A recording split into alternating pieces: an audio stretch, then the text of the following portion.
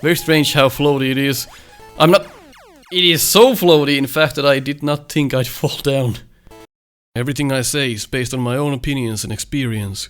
I'm not speaking for the public, and my feedback should be treated as such. You are watching Nico Evaluates. With 26 years of experience on Mega Man games, 7 years of doing the No Miss Buster Only challenge, and countless Snupster Races, as well as being the QA tester for Mega Man Unlimited, I'm here to tell you my honest opinions on different Mega Man games, so sit tight and learn. Hello, my controller is disconnected. Hello people and welcome to Nico Evaluates Mega Man Dr. Wily's jacket. No, it's Dr. Wily's Revenge, alright. That is the first Game Boy game on Game Boy. Now we have to remember this is for a handheld console, so we can't exactly compare this one-to-one with the NES games. This has some limitations, of course. I have personally never played this. I've only played the second game with Felon, Mega Man 2 on the Game Boy, and that was a piece of shit. Let's see how this stacks up. Okay, let's go see what this is all about. I'm using a palette supposedly made for this game in this emulator here. Let's see what other options we have for palette, because these Robot Masters are green. So Mega Man is blue, so let's make the Robot Masters, I guess, pink. That's the color of most the Robot Masters in NES as well. In Mega Man 1. Oh Jesus. There we go. That's better. Okay.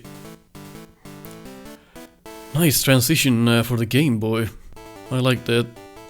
We are blue, which is nice. There's an enemy here, let's kill it and then we can check the mechanics. Jump is a bit floaty. As I let go of the button, he still moves up. That is, I have to just get used to that. That should not be a limitation on the Game Boy, actually. That's just how it's built. The game, I mean. Bullets are super slow, which is nice, you can see them easily. Because you have to keep in mind the screen is so small. You have to be able to see what's going on. You can shoot 3 times, but in the air that is not possible. It barely is, but I don't count that, it's so close. It is possible, but could be better. The controls are very floaty, super floaty. Probably the floatiest controls we've had on this show yet. I don't understand why it is like this.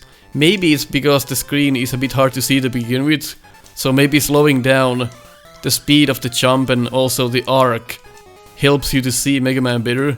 So I'm not against that. It's probably made like this in purpose. Of course they knew how to make the perfect Mega Man physics on the NES, so I don't... so there has to be a reason for this floaty mechanic. It's probably a screen, so the screen can actually keep up with what's going on, so there's no ghosting or anything. So let's put that on that. And not criticize the game for this floatiness. That has to be there for a reason. Tippy-toe. Inconsistent. Could be better, sometimes you don't even move when you do it, and sometimes you move more than 1 pixel. That's one thing we can criticize. Tippy-toe should always be the same amount. Introduction to an enemy that comes at us, surprisingly. That was actually quite fun, I like that surprise element there. And the enemy does come back, which is also nice. Uh-oh, it does not scroll off that easily though. Trying to get used to the floaty jump here. That placement, oh my god! The shots are way too fast. So whatever they decided with Mega Man's floaty jump and kind of slow movement, why the hell is this screw bomber that fast? Look at that shot! Holy hell! I think I shot it when it wasn't fully up yet. Pretty nice hitbox on that screw bomber. That is way too fast, I think. Should be toned down. Luckily it works the same way as in Mega Man 1, where standing here is not gonna get you hit. I like that positioning there. Just way too fast in my opinion, those bullets. Holy shit, the 1-up is the size of us. That is quite interesting. Oh god, limited space here. But I still like the challenge, it looks very nice. Well, that's our penalty for going for the 1-up, I understand that. Should just retreated and shot it. Shit. I even missed it. These jump mechanics need some to get used to. Need some time to get used to. Okay, there it is. Get it now. There we go. There we go, got the 1-up. I think that's a good challenge, very well done. Nice little jump you have to do for a Game Boy game. Ugh. So Game Boy games have these health blocks, which is of course because of the screen size. You have to have health blocks there to make better terrain. And that will tell you something about the game's difficulty. It's extremely hard, these Game Boy games, as far as I understand. Especially the first one, I think. I could be wrong, but maybe somebody else can enlighten me there. It's very fun to play this, since I have never played this before. It's like a new fan game, but it's an official Game Boy game, which is quite nice. I'm kinda sad I didn't have these games growing up, because it would have been nice to play these. I only had the Game Boy Color as well, I did not have the original. And Game Boy Advance, which was a huge letdown. Screen was shit. Alright, nice challenge there, good transition speed. Oh god. Oh my god, I love these. I mean, I do love them. But the way they kind of play with the environment, that's very nice. I like that. They are hazardous and they're fun. What more can you ask for? Uh-oh, better placements? It's not moving, though. I'm not sure why that one isn't moving, it's on a conveyor belt. Well, can't get it all, I suppose. Oh! I never liked jumps that work that way. Oh my god, we're back at the beginning. So, you have to be extremely careful when designing platforms where you have some blocks on top of the platform you're trying to make the jump from. Then you just most likely end up just hitting your head on it and dropping down there. And the reason I did drop down was because the spine was placed on that platform there solely to drop us down. So I tried to avoid that spine, and in return I got hit by the block above. Bit of a dirty trick. I do like the challenge. It's quite fascinating how they can cram up this sort of challenge on a small screen like the Game Boy screen. It's pretty phenomenal, if you ask me. So we can't be overly critical here, but there are some things we can discuss, like the enemy placements and stuff like that. Even if you hug a wall and you're pressing a direction button, you still keep moving in that direction even after you let go of the button. Like here, it's easy to see. If you look at the controller, how I let go, and he still keeps moving in that direction. Very strange how floaty it is. It is so floaty, in fact, that I did not think I'd fall down. Well, that I did. Oh my god. I'm not sure if that is because of this Game Boy screen or why the controls are that floaty, I have no idea. I can understand the controls being floaty when you jump, so you can easily see.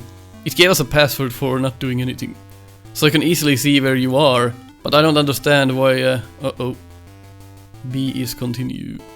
But I don't understand why the sort of ice mechanics are present when you jump. It does not feel like ice when you just walk back and forth. A little bit, maybe.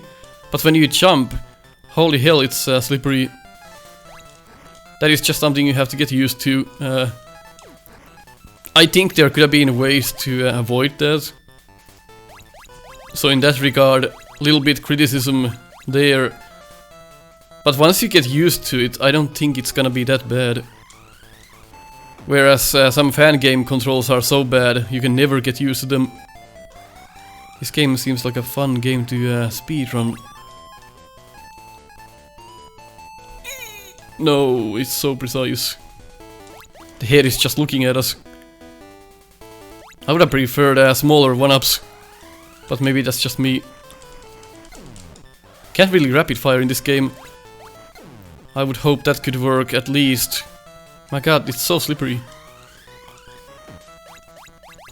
Even if you're close to an enemy, you still can't rapid fire it. That would make sense, but it just doesn't work. So that's another thing that would need another thought put behind it. I'm not... Like, I understand, if you have 3 shots on the screen at the same time, then of course you can't shoot more because they're so slow. But that's not the case there. If you're close to an enemy, then you have pretty much infinite amount of bullets at your disposal, so that should not be the case there. So in fact, we can criticize that. I'm not sure why this guy does not move at all. Just makes that spot a bit harder, I suppose. Let's see what we can do about this then. We should check how close to the edge we can tippy-toe as well. Uh-oh. So floaty! Let's see the edge. Hard to tippy-toe when you're sliding all around. Well, the tippy-toe and the edge does seem to work okay, but I would hope that you could tippy-toe 1 pixel more than you can. Just my 2 cents there. Oh my god, the enemy comes back if you pick up that one small energy. Not the best placement, because literally it punishes you for picking up that small energy and you most likely just lose it. Oh my god, this game is pretty difficult, I have to say. But that's fun, I like difficult games. And so far it's pretty well designed. If you think about the screen crunch and what it does to a game. We still have nice big sprites. Look at Mega Man. He looks just like the NES counterparts. Or very close to it, if not totally similar. Can't shoot the head of the show. Hey, he also shoots through our legs, but that also happens in the NES games. The hitboxes are not too perfect. Look at that. Man, he takes a lot of shots. Holy hell.